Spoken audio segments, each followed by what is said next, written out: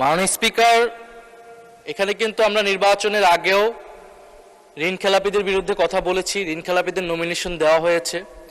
নির্বাচনের পরেও আমি আমার প্রথম অধিবেশনের বক্তব্য এইখানে মাননীয় অনেক সম্মানিত সংসদ সদস্য তাদের কত কত ঋণ খেলাপি রয়েছে সেই সংখ্যা আমি উল্লেখ করেছি, তাদের সম্মানিত নাম প্রকাশ করিনি। এখন যেই দল ঋণ খেলাপিদের নমিনেশন দিয়ে তাদেরকে সংসদে নিয়ে আসে, এটা তো তাদের দায়িত্ব, তাদের উপর এই দায় চাপায়। এখন যদি সংসদে এতগুলো ঋণ খেলাপি থাকে তাহলে এই সংসদকে তো ঋণ খেলাপিদের সংসদ বলবে, বা সরকার দলীয় লোকেরা যারা মেজরিটি 2/3 মেজরিটি করেছে তারা ঋণ খেলাপিদের সংসদে নিয়ে এসেছে, এটা সাধারণ মানুষ এটা স্বাভাবিকভাবেই বলবে। আর আমরা সংসদকে সার্বভৌম বলতেছি, এখন এই সংসদে যদি আমরা ঋণ খেলাপি বলতে না পারি এই সংসদে, তাহলে মাননীয় স্পিকার আমরা আর কোথায় বলবো? ফলে মাননীয় স্পিকার, আপনার কাছে অনুরোধ থাকবে যে যদি এই ধরনের শব্দ বলা হয়েও থাকে সেটা আসলে এক্সপান্ড হওয়ার মতো কোনো বক্তব্য নয়, বরং যারা ঋণ। ধন্যবাদ মাননীয় চিফ হুইপ। মাননীয় স্বরাষ্ট্রমন্ত্রী মহোদয় কিছু বলতে চাচ্ছিলেন? জি জি, মাননীয় স্বরাষ্ট্রমন্ত্রী, আপনি আপনার কথা 2 মিনিটের মধ্যে শেষ করবেন দয়া করে। তার চাইতেও কম লাগবে মাননীয় স্পিকার।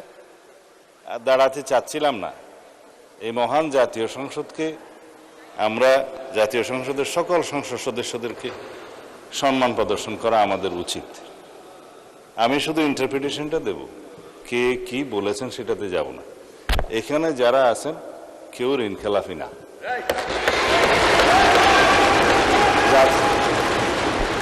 নির্বাচনী আইন, রিপ্রেজেন্টেশন অফ পিপুলস অর্ডার এবং অন্যান্য বিধিমালায় অনুসারে যারা ঋণ খেলাফি আদালত কর্তৃক সাব্যস্ত হবে, ঘোষিত হবে, তারা দে আর ডিসকোয়ালিফাইড, তারা এমপি হিসেবে নমিনেশন দিতে পারবে না, অবৈধ। নির্বাচিত হয়ে এসছে তার মানে ঋণগ্রস্ত হতে পারে, নট ঋণ খেলাফি। এখন যদি এখানে কেউ ক্লেম করে যে এই সংসদের ঋণগ্রস্ত ঋণ খেলাফিদেরকে নমিনেশন দেওয়া হয়েছে, এটা কোনো লিগ্যাল ইন্টারপ্রিটেশনের ঠিকানা। যাদেরকে নমিনেশন দেওয়া হয়েছে তাদের মধ্যে কারো কারো বিরুদ্ধে ব্যাংকের মামলা ছিল, অন্যান্য প্রাইভেট পক্ষের মামলা ছিল, সেগুলো ডিসপোজড অফ হয়ে গেছে ইন দ্য হাইকোর্ট। যখন হাইকোর্ট সুপ্রিম কোর্ট থেকে সেটা ডিসপোজড অফ হয়ে যায় এবং তাকে লেজিটিমেট ক্যান্ডিডেট হিসেবে ডিক্লেয়ার করা হয়, সে আর ঋণ খেলাপি নয় এবং তারা এখানে ইলেক্টেড হয়ে এসছে। এখন আমরা কেন বলছি এটা ঋণ খেলাপিদের সংসদ?